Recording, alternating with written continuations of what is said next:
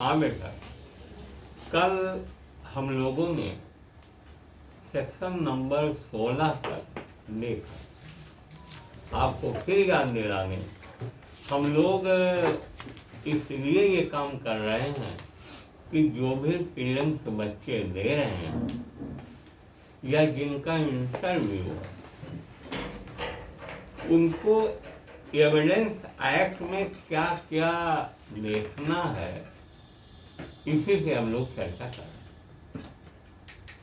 इसी क्रम में कल 16 तक हम लोगों ने देख लिया था। आज शुरू हो रहा है सेक्शन नंबर 17 से लेकर 31 तक कौन कौन सेक्शन इम्पॉर्टेंट है, इसी से बात करें। सबसे पहले जो क्वेश्चन आते हैं प्रीलिम्स में कि एडमिशन किस धारा में डिफाइंड है, तो एडमिशन डिफाइंड है धारा 17 में। कभी कभी धारा 17 के अंदर घुस के पूछ लेता है। पढ़ो बेटा। An admission is a statement, oral or documentary, or contained in electronic form, which suggests any interference as to any fact in issue or relevant fact, and which is made by any of the persons and under the circumstances herein after mentioned. बहुत साफ स्पष्ट परिभाषा है। Admission है क्या, इसे हिंदी में स्वीकृत भी कहते हैं। एडमिशन का जो एलिमेंट है मेन नंबर 1, ये ओरल भी हो सकती है और लिखित भी हो सकती है और थ्रू इलेक्ट्रॉनिक रिकॉर्ड भी हो सकती है, इलेक्ट्रॉनिक फॉर्म में। अर्थात अदालत में सीधे जाके कोई बयान दे दे, वो भी एडमिशन है। सिविल मामलों में जब प्लेंट का जवाब WS में आपने उसे स्वीकार कर लिया, जैसे प्लेंट में था कि इन्होंने मेरा 8 महीने का किराया नहीं दिया है, अब आपने अपने WS में लिखा ये बात सही, ये डॉक्यूमेंट्री फॉर्म में एडमिशन। ओरल जब अदालत में आप जाके किसी फैक्ट इन इशू और रेलेवेंट फैक्ट को एडमिट करते हैं। मान लीजिए रुक्मणी ने एक मुकदमा दायर किया कि इनकी जमीन को वो हमारे गोरू भाई हैं, ये कब्जा कर लिए, पहले कहे थे 1 महीना भाई बांधने के लिए, अब वहाँ छप्पर डाल दिए हैं, दीवार बना लिए हैं। ये प्लेंट गया WS में, उन्होंने ये बात को तस्लीम कर लिया, एडमिट कर लिया, ये बात सही है। ये थ्रू डॉक्यूमेंट्री फॉर्म है। तो वो डॉक्यूमेंट्री फॉर्म में हो सकता है, वो इलेक्ट्रॉनिक फॉर्म में हो सकता है, और जो बात में हो सकता है। और कौन कर सकता है, वो लिखा है, चाहे वो आदमी खुद करे, चाहे उसका एजेंट करे। नीचे वही एजेंट का जिक्र है। और उन परिस्थितियों में जो नीचे दी गई हैं उनमें करे। 3 चीज ध्यान देना है। एडमिशन कहाँ डिफाइंड है, धारा 17 में। कौन कर सकता है, चाहे वो खुद करे और चाहे उसके वकील, एजेंट, अनुसार अन्य कोई करे, और नीचे लिखी गई परिस्थितियों में करे। ओरल हो, इन डॉक्यूमेंट हो, सब चले। ये है एडमिशन। 17 को ध्यान रखें, ये पूछा जाता। 18 में कुछ नहीं है, तुमने एजेंट को कही। 19 फिजिकल है, लेकिन ये मेंस के लिए जरूरी है, प्रीलिम्स के लिए जरूरी नहीं।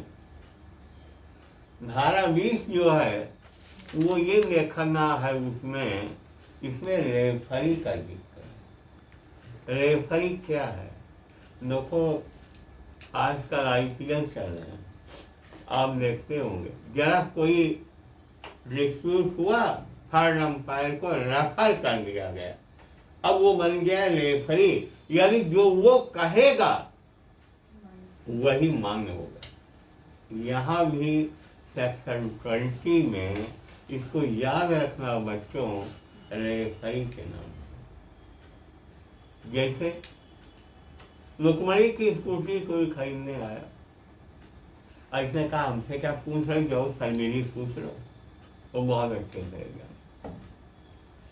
शर्मिली बताया बहुत बढ़िया स्कूटी है, या अगर कहे खराब है तो वो एडमिशन ऑन बिहाफ ऑफ लुकमणी, तो ये 20 होगा। ये 21 से 22, 21, 22, 23 में फिल्म्स में नहीं आता है, वो मेंस के हैं। लेकिन मेन चीज क्या है कि कभी कभी इसमें एक सेक्शन है, देखो छोटी, जिसमें एडमिशन हमेशा अपने खिलाफ होता है, कभी कभी अपने लिए भी हो जाता है।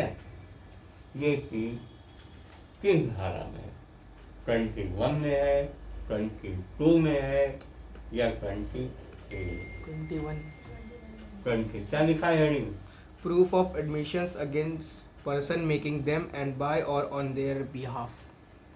इसके अलावा एडमिशन में कुछ नहीं है। अब आ जाओ कन्फेशन, इसी का पार्ट है। सेक्शन नंबर 24 से लेकर 30 तक। अब सेक्शन नंबर 20 कन्फेशन, पहली बात एक चीज ध्यान दो, सबसे इम्पोर्टेंट क्वेश्चन, क्या कन्फेशन कहीं डिफाइंड है? आंसर है कि कन्फेशन एविडेंस एक्ट में कहीं भी डिफाइंड नहीं। ये कई बार पूछा गया। एडमिशन डिफाइंड है सेक्शन नंबर 17 में, लेकिन कन्फेशन कहीं भी डिफाइंड नहीं। दूसरी बात, एक और सवाल आता है सेक्शन नंबर 24, कौन कौन से 3 वर्ड हैं जो इस्तेमाल किए गए सेक्शन 24? एक्चुअली बेटा कन्फेशन जो है वो वॉलंटरी होना चाहिए, अपनी इच्छा से किया गया होना चाहिए, उसके इच्छा को कहीं से दबाया न गया, चाहे धमकी देकर, चाहे लालच लेके, या अन्य कोई बात। 3 वर्ड कौन है सेक्शन? इंड्यूसमेंट है, थ्रेट है और प्रॉमिस। इंड्यूसमेंट आपने देखा होगा सेक्शन नंबर 107 में भी, कहाँ IPC में अमेटमेंट के चैप्टर में। तो इंड्यूसमेंट है, थ्रेट है, प्रॉमिस है, ये 3 वर्ड आपको याद रखना। यानी सेक्शन 24 और कन्फेशन से 2 क्वेश्चन कौन याद रखना है? 2 फैक्ट। नंबर 1 कि कन्फेशन कहीं डिफाइन नहीं है। फिर डिफाइन कहाँ है, कहाँ मिलता है? ये 2 जगहों पे इसके बारे में जानकारी मिलती। Number 1 Stephen law digest evidence, Stephen law digest evidence में, और दूसरे पाकला नारायण स्वामी बनाम King Emperor AIR 1939 Privy Council page number 47। इन्हीं 2 जगह मिलता है कन्फेशन की डेप्थ में। अब आ जाओ सेक्शन नंबर, हाँ लगे आप देखिए और देख लें। सेक्शन नंबर 24 में ये लिखा है कि अगर किसी ने कन्फेस किया है इंड्यूसमेंट के नाते, थ्रेट के नाते, या प्रॉमिस के नाते, लेकिन अगर उसका असर अब खत्म हो गया है, तब उसका कन्फेशन रेलिवेंट होगा। ये बात लिखी है सेक्शन नंबर 28 में, 28 में।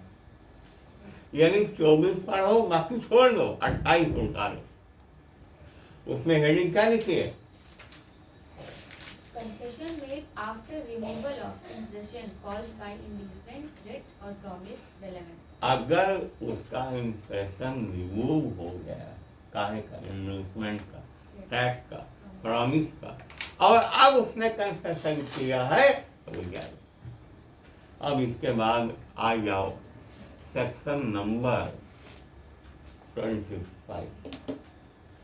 25 में बेटा सीधे सीधे कहा गया है, हेडिंग क्या है?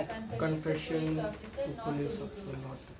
Confession before police officer not to B.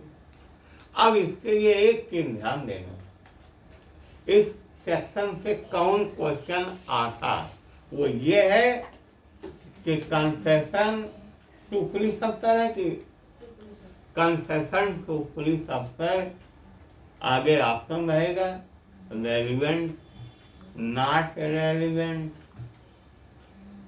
और एक और रहेगा can not be proved against him.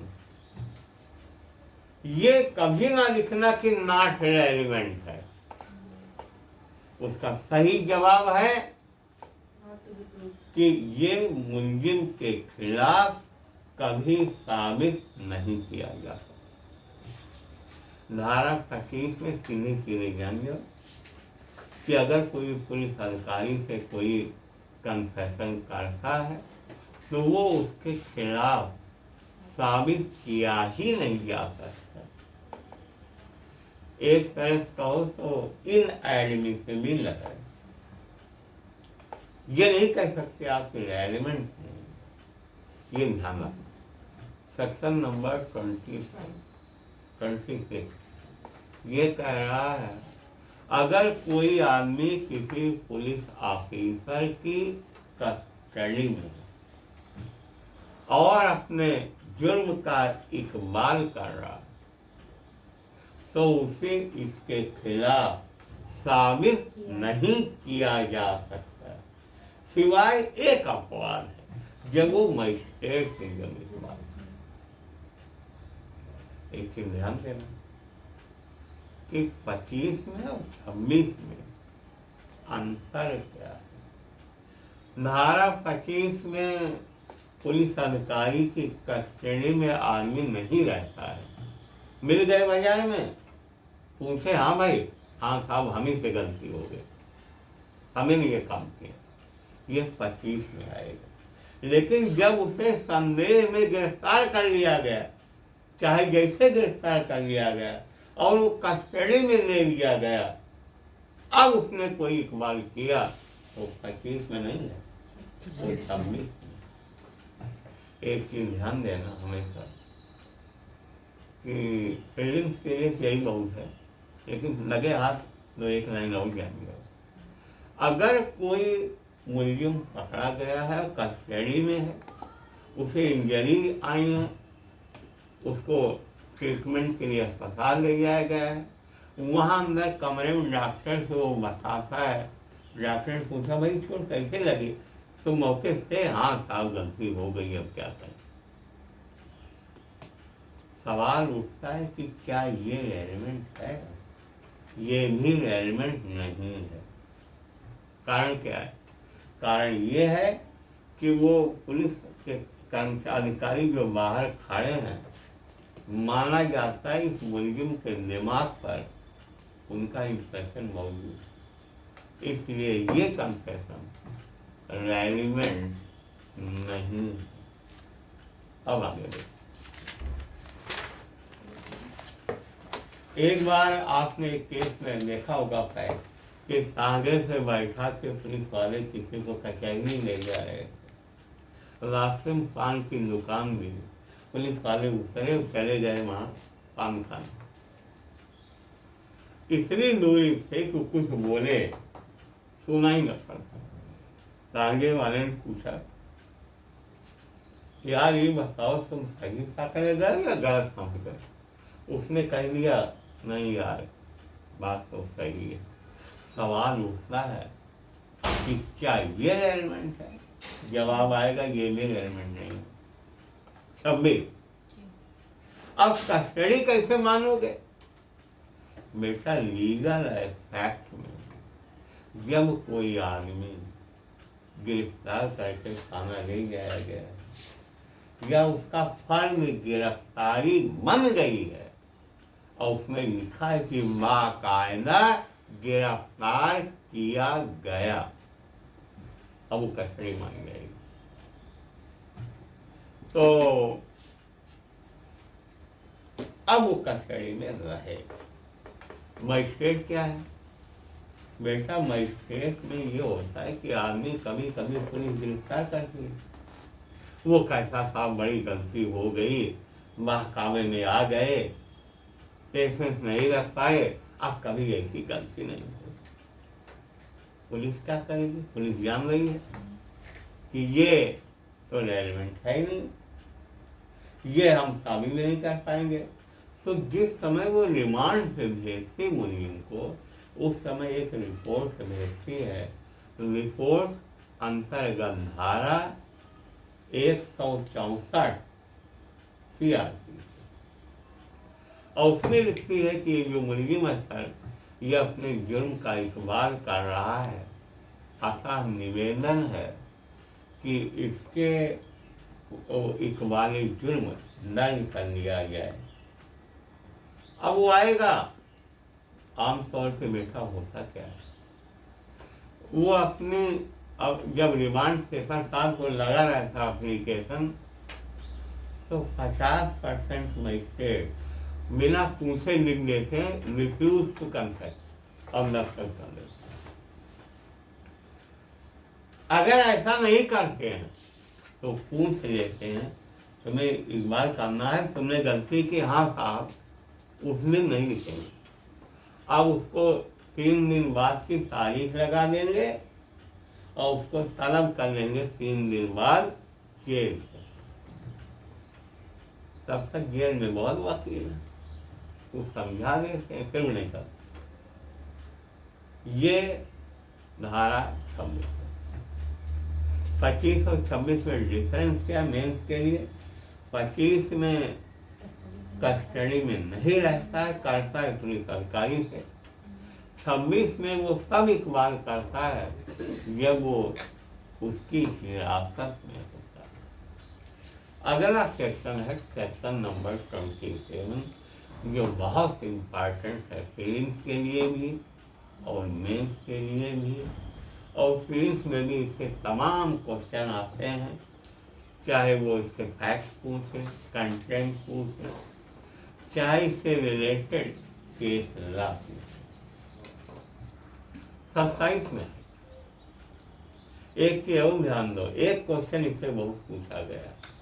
वो क्वेश्चन क्या है कि धारा 27 इंडियन एविडेंस एक्ट एक्सेप्शन है।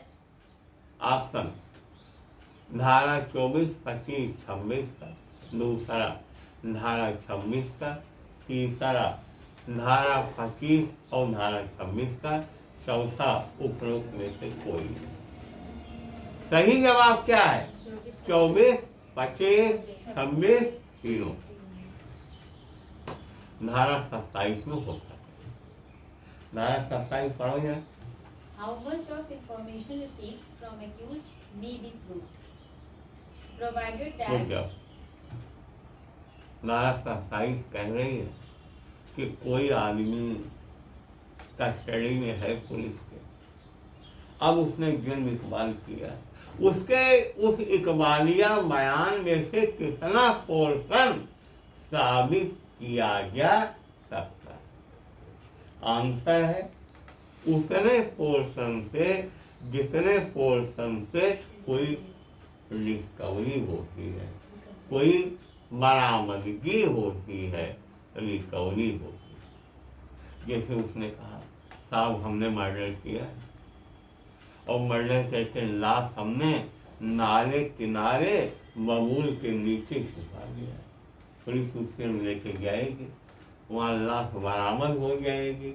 ये जो बरामदगी है ये धारा 27 इंडियन एविडेंस एक्ट की रिकवरी है। उसने पूछा मैंने सुखदेई की हत्या की है, जिस गणासे से मारा है वो गणासा मैंने तालाब में फेंक दिया है, चलिए आपको निकाल के ले लो। तो मैंने सुखदेई की हत्या की है, ये प्रूव नहीं हो सकता, एलिमेंट भी नहीं है, लेकिन गणासा उसके आधार पे पुलिस जाएगी, रिकवर कर लेगी। रिकवरी के बाद अब अपना पोर्शन बेटा वो उसके खिलाफ साबित किया जाए।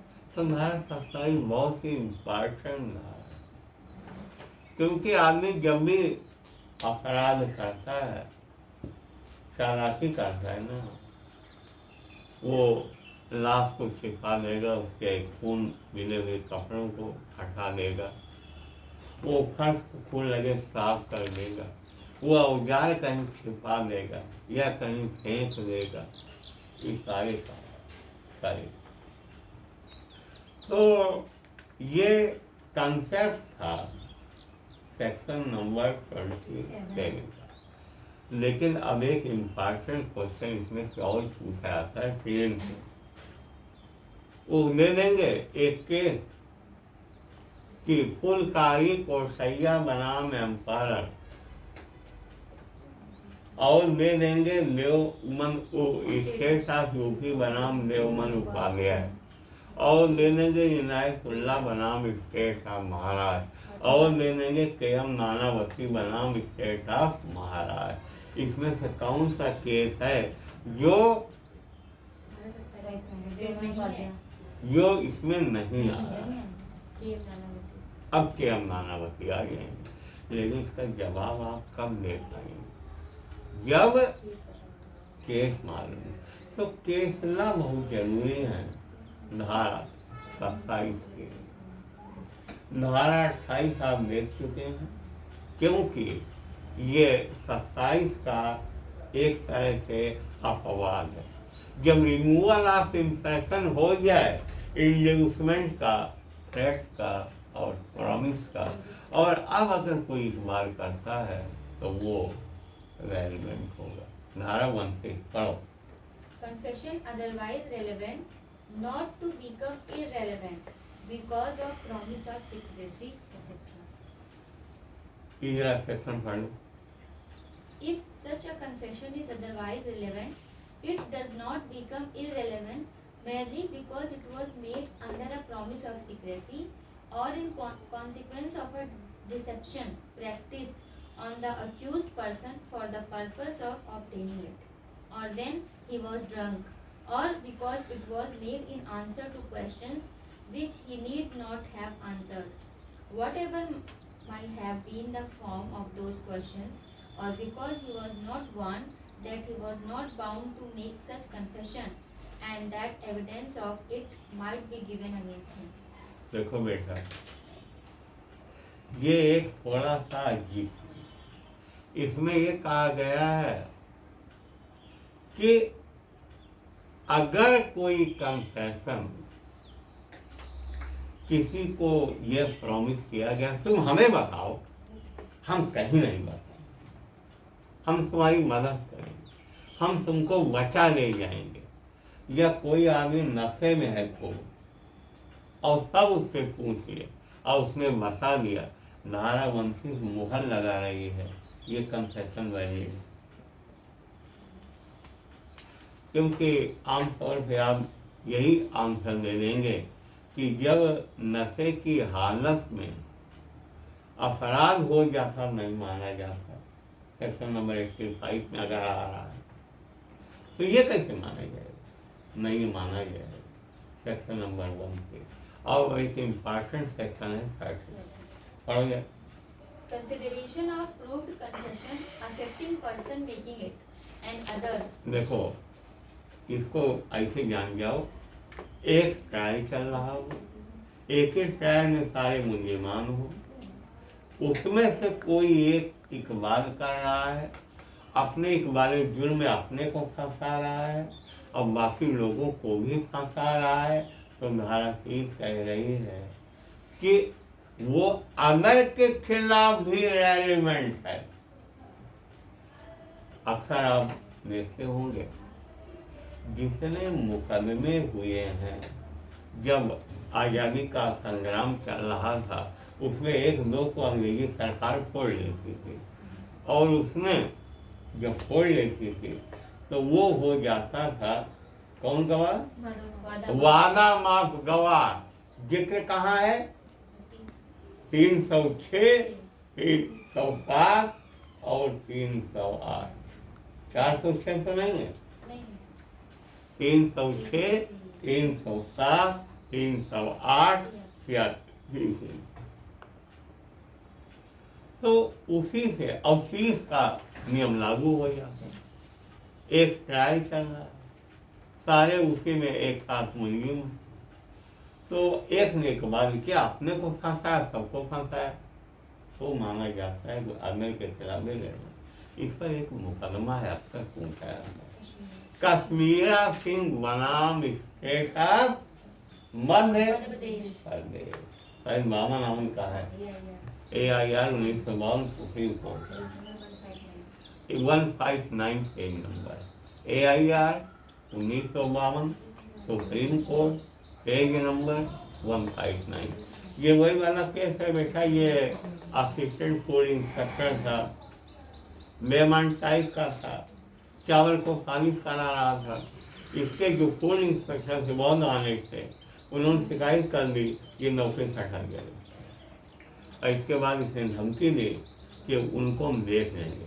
इसके बाद उनका एक 8 साल का बच्चा था, कहा जाता है कि उसको ले आए, मर्डर कर दिया। ये वही वाला केस। याद रखना, कश्मीरा सिंह पंजाब ना समझ लेना सरदार के नाम से, वो मध्य प्रदेश में। और इसके बाद एक धारा और बच रही है 31। 31 क्या कह रहे? Admission card, Admissions not conclusive proof but may stop. Admission जो है वो कंक्लूसिव प्रूफ करेंगे, लेकिन स्टाफिंग का काम करेंगे। कहने का मतलब है कि अगर किसी ने कन्फेस कर लिया या एडमिट कर लिया, तो ऐसा नहीं है कि हम इसको गवाही ला के इसे कैंसिल नहीं कराई जा सकता है, लेकिन स्टाफिंग से काम करेगा। अब कुछ चीज़ें आपको इसके संबंध में और जानना चाहिए। इस चैप्टर में एक मुकदमा है साहू बनाम state of Uttar Pradesh, AIR 1966 supreme court page number 40 है क्या? ये बलरामपुर जिले का मामला है। थाना कौन था? पंचपेड़वा। एक बुढ़ऊ थे, ससुर, उनके 2 बेटे थे। बड़ा बेटा लखनऊ में काम वाम करता था, उसकी पत्नी इनके साथ रही थी। एक इनका छोटा बेटा था 8 साल का, क्या नाम था? कृपा शंकर। कहा जाता है कि बुढ़ऊ का इनके पुत्र वधू से नाजायज संबंध। ये शाम को उसके मैके से लेके आए, झगड़ा हुआ, रात में उसका मर्डर हो गया। सवेरे ये कृपा शंकर कहे जाओ, उठ के जाओ। वो गया नहीं, ई जानते से चला गया है। ये बड़बड़ाने लगे, चलो छुट्टी मिली, आज मार दिया, छुट्टी मिले, रोज रोज के झमेले से। और भगवान लड़का सुन रहा, उसने यही बात दरोगा को बताया, बाद में कोर्ट में कहा। यह मामला सुप्रीम कोर्ट का है। मुख्य आर्गुमेंट क्या था कि साहब इसमें कन्फेशन वॉलंटरी नहीं था, कोई सामने था नहीं जिससे वो कन्फेस कर रहा था,